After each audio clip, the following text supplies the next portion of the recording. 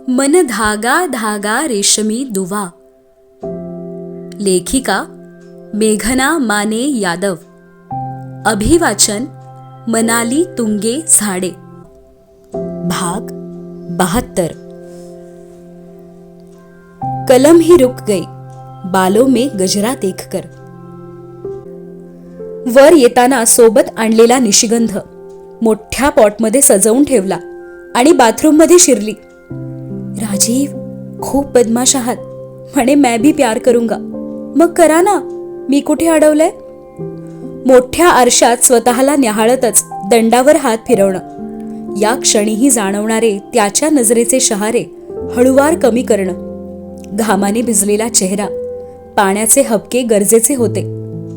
मग तुम्ही एवढे हँडसम आणि कूल दिसता, आम्हालाही थोडंसं नटू द्या की डिनर डेटसाठी.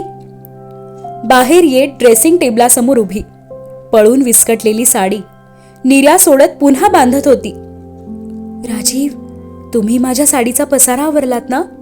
खूप गोड आहात. आणि काय म्हणालात, मी मरमेड सारखी दिसते? इतका वेळ पदराला पिन नव्हतीच हे आत्ता जाणवलं. कमरेत घट्ट खोचलेला पदर सोडला आणि घरंगळला खांद्यावरून खाली.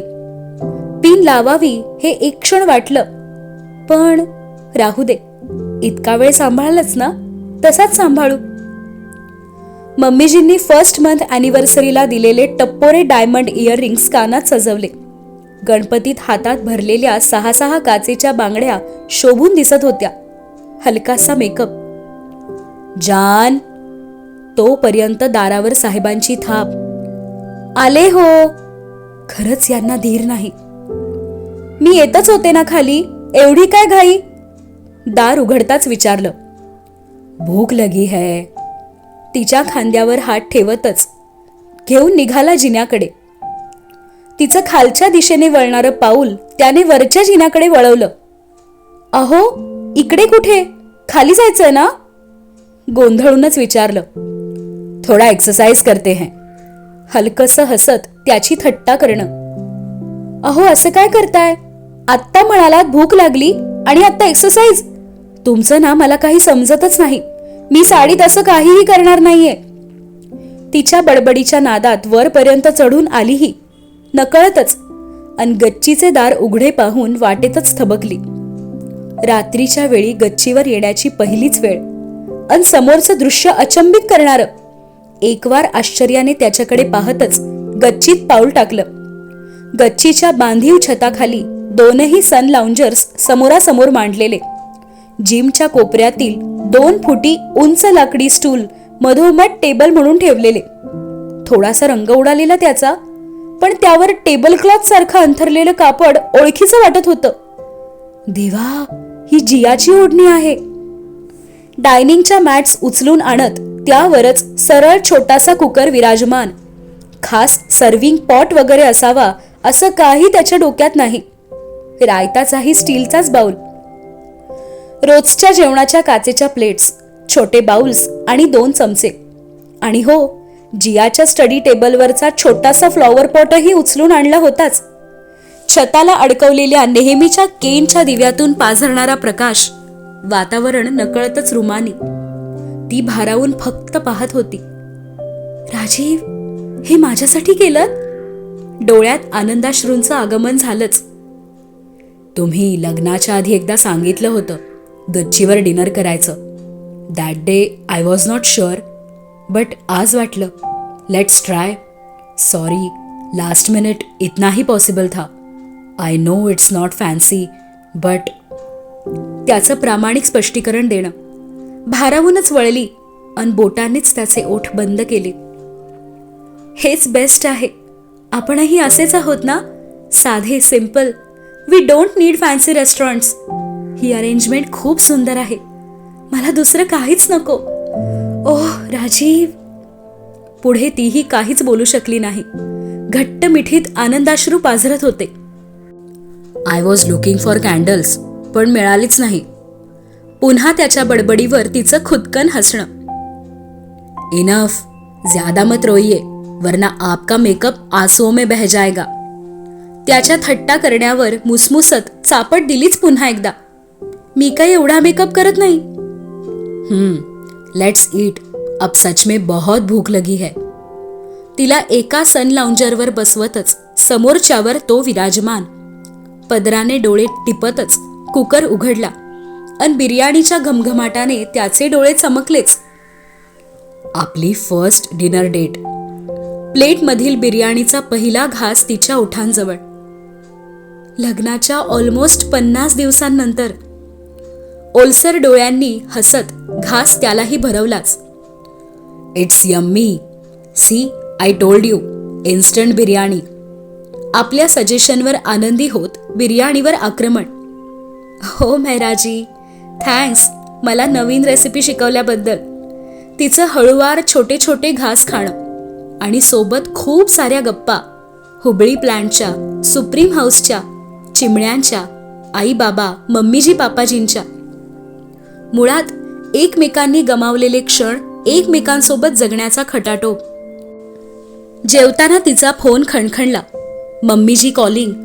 तिने घाबरूनच पाहिलं त्याच्याकडे आणि तो नाठाळ. त्यानेच उचलला फोन आणि टाकला स्पीकरवर. हॅलो मेघा, अभी जिया आर्या से बात हुई. बेटा झिरकॉनला का नाही गेली? आपल्या घरी एकटी का राहते बेटा? त्यांचं काळजीतच विचारणं. मम्मीजी ते म्हणजे हे. तिचं बोलताना अडखळणं. Hello Maugham. त्यानेच बोलायला सुरुवात केली आणि तिकडे मम्मीजी आश्चर्यचकित. राजीव, तुम कब आए?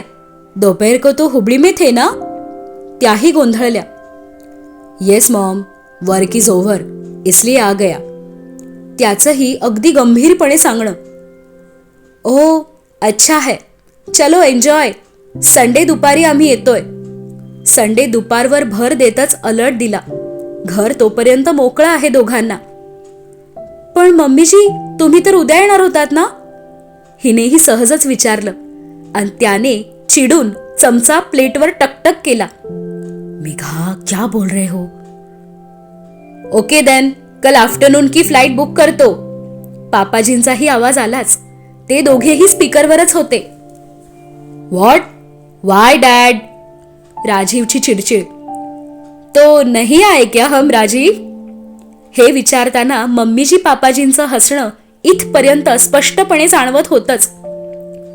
डैड, व्हाट आई मीन, आप बहुत दिनों बाद चंडीगढ़ गए हो. सारे रिलेटिव्स को मिल लीजिए. त्याची गोड सारवासारव. ती ओठात हसू अडवूनच पाहत होती. एन्जॉय.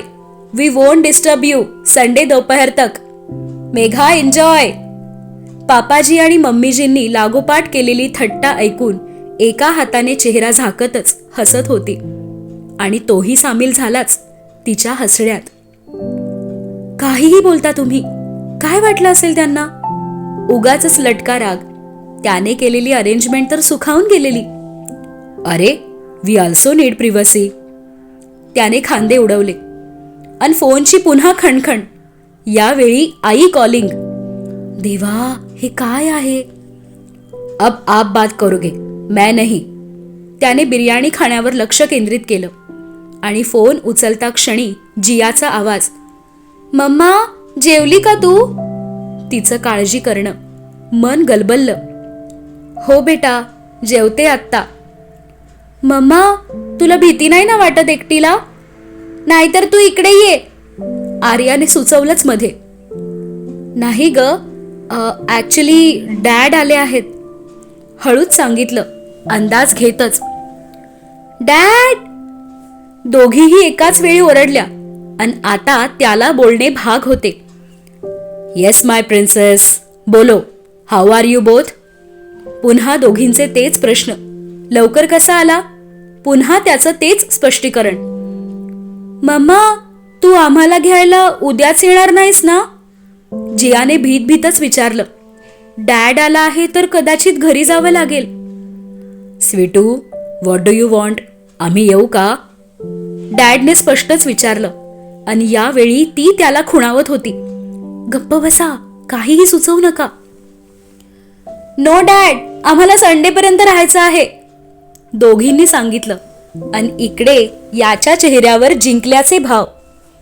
ओके, संडे दुपारी आम्ही येतो. गुड नाईट म्हणत फोन कट केला आणि दोघेही हसत होते एकमेकांकडे बघून. संडे दुपारपर्यंत घर रिकामं. दुग्ध शर्करा योगच जणू. बाप रे, 10 वाजले.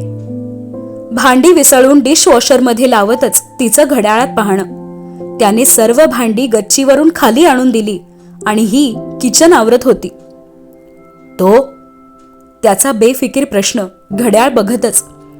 उद्या ऑफिस आहे, विसरू नका मेहराजी. डिशवॉशरचं सेटिंग ऍडजस्ट करतच सुरू केलं. तो पुन्हा तेच, जायचंय ना ऑफिसला? न राहवून विचारलंच. काय चाललंय यांच्या डोक्यात? नो. फ्रीजला टेकूनच उभा तो, तिच्याकडे एकटक पाहत. मेघा, ये रुमानी लम्हे छोडकर ऑफिस कौन जाएगा? नो. गळ्यातला ॲप्रन काढत घडी करून ठेवला ओट्यावर. मग काय करायचं? थरथरत्या ओठांचा प्रश्न. त्याचं तिच्या दिशेने पडणारं पाऊल आणि तिची वाढलेली धडधड. हात धरूनच ओढलं जवळ, मिठीत आणि मिठीतून कुशीत. काही समजायच्या आतच ती हातांच्या झुल्यावर तरंगत होती हवेत.